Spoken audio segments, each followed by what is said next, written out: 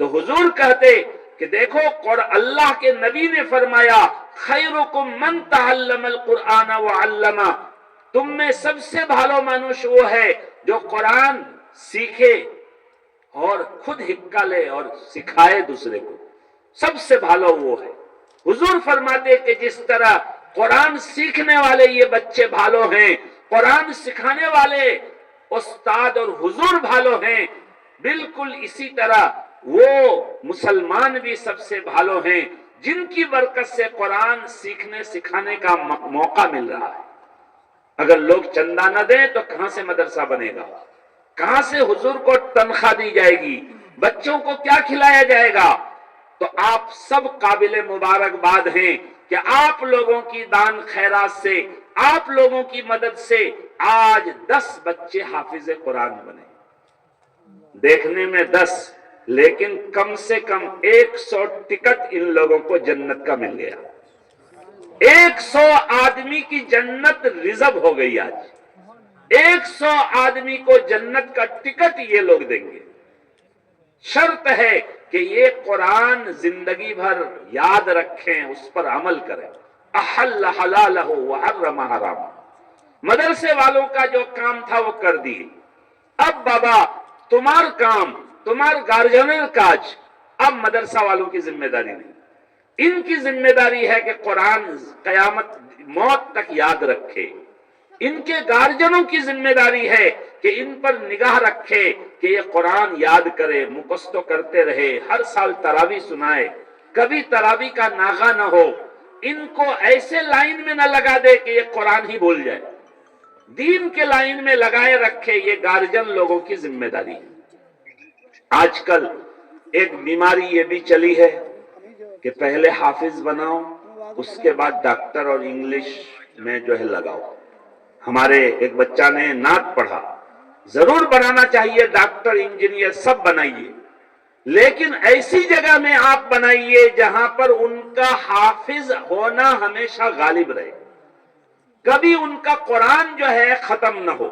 قرآن پر محنت کے ساتھ ساتھ جو ہے اگر ڈاکٹر بن جائے، انجینئر بن جائے، بالسٹر بن جائے، کلکٹر بن جائے تو بن جائے، اچھی بات ہے، لیکن ان سب کا فائدہ اور لابھ دنیا کے 70 برس، 80 برس، 90 برس، 60 برس کی زندگی میں، اور اگر عالم بن جائے تو اس کا لابھ ہمیشہ ہمیشہ کے لیے۔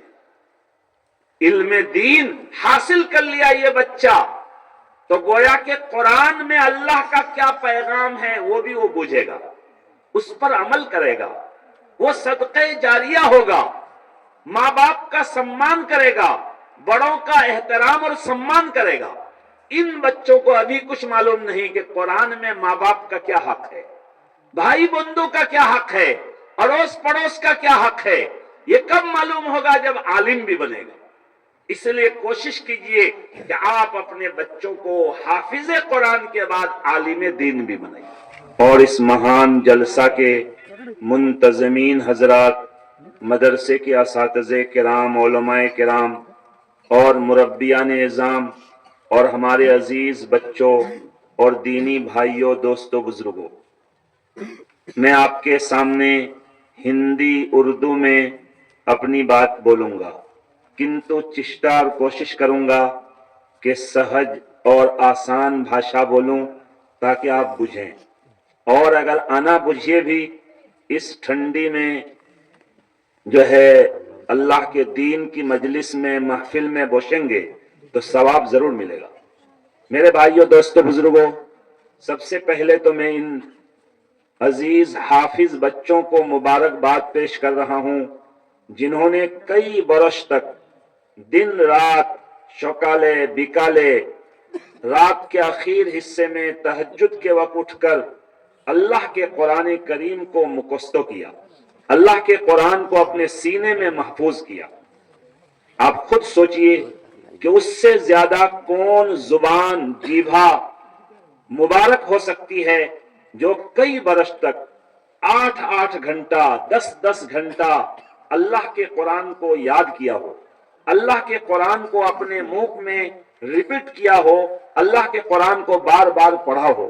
اس سے زیادہ مبارک کسی کا منہ، کسی کی زبان، کسی کا जीभा नहीं हो सकता है, और उससे ज्यादा मुबारक किसी की चौक आंख नहीं हो सकती है जो अल्लाह के कुरान को हर वक्त खोल कर बावजू पाक साफ होने की हालत में मोहब्बत अजमत के साथ देखे।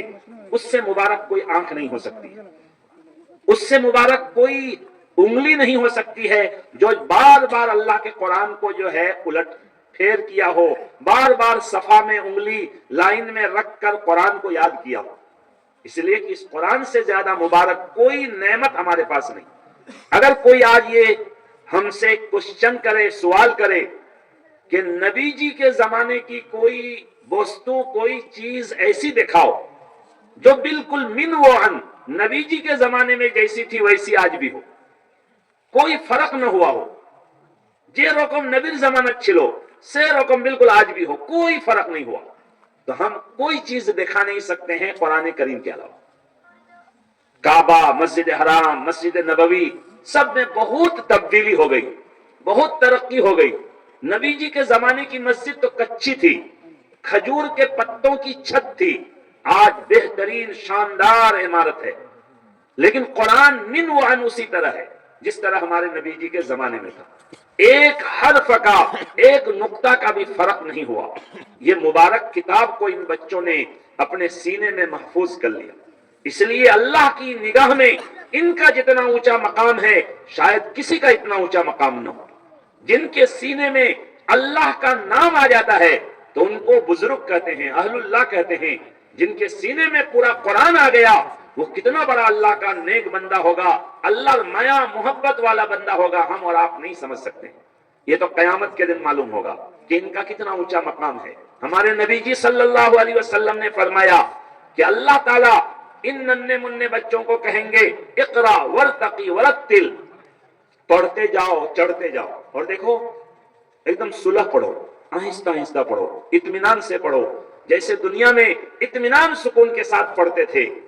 तुम्हारा आखिरी दर्जा वो होगा जहां तुम्हारी आखिरी आयत पढ़ी जाएगी। वन्नास जब पढ़ोगे, ये कुरान की बरकत का आखिरी दर्जा, फिर अपनी नेकी, कुरान पर अमल, नमाज, रोजा और जो है दूसरी इबादतों की वजह से जो दर्जा बुलंद मिलेगा वो उसके अलावा है। इसी तरह इनके जो गार्जियन हैं ये भी बहुत काबिल मुबारकबाद है। हदीस में आता है, एकदम हदीस साफ सही हदीस है कि हाफिज कुरान के माता पिता को, उनके बाबा और उनकी अम्मा को अल्लाह ताला कयामत के मैदान में ऐसा ताज पहनाएंगे जो इतना सुंदर और रौनक और नूर वाला ताज होगा, जिसकी रोशनी इतनी ज्यादा होगी कि अगर सूरज को हमारे किसी घर में, बाड़ी में लाके लटका दे, इतने दूर में सूरज है तो इतनी रोशनी धूप, तो अगर किसी के मकान में सूरज लटक जाए तो कितनी रोशनी होगी, उससे ज्यादा रोशन ताज इनके माँ बाप को अल्लाह कयामत के दिन पहनाएंगे। इनके रिश्तेदारों के लिए अल्लाह इनको खास जन्नत का टिकट देंगे। हदीस में आता है कि एक एक हाफिज कुरान को 7-10 टिकट मिलेगा जन्नत का। वो जिनको जन्नत का टिकट देना चाहे उनको जो है जन्नत अता हो जाएगी। हदीस में है ऐसे आदमी जिनके लिए जहन्नम वाजिब हो गई थी, अल्लाह ने फरिश्तों से कह दिया था कि ले जाओ इनको जहन्नम में डालो। फरिश्ते उनको बांधकर, उनको घसीट कर जहन्नम में ले जा रहे थे। एक नन्ना मुन्ना बच्चा खड़ा होगा और कहेगा, ओ रब्बुल आलमीन, ओ अमर अल्लाह, ये मेरा चचा है, ये मेरा मामू है, ये मेरा भाई है, ये मेरे दादा हैं, ये मेरे अब्बा हैं। ए अल्लाह, आपके नबी ने फरमाया मेरे पास जन्नत का 10 टिकट है, एक टिकट मैं इनको दे रहा हूं, इनको जन्नत में भेज दीजिए। अल्लाह फरिश्तों से कहेंगे कि इनको वापस लाओ। उसके बाद उनकी सिफारिश पर, उनके टिकट पर उनको जन्नत में भेज दिया जाएगा। इतना ऊंचा मकाम है।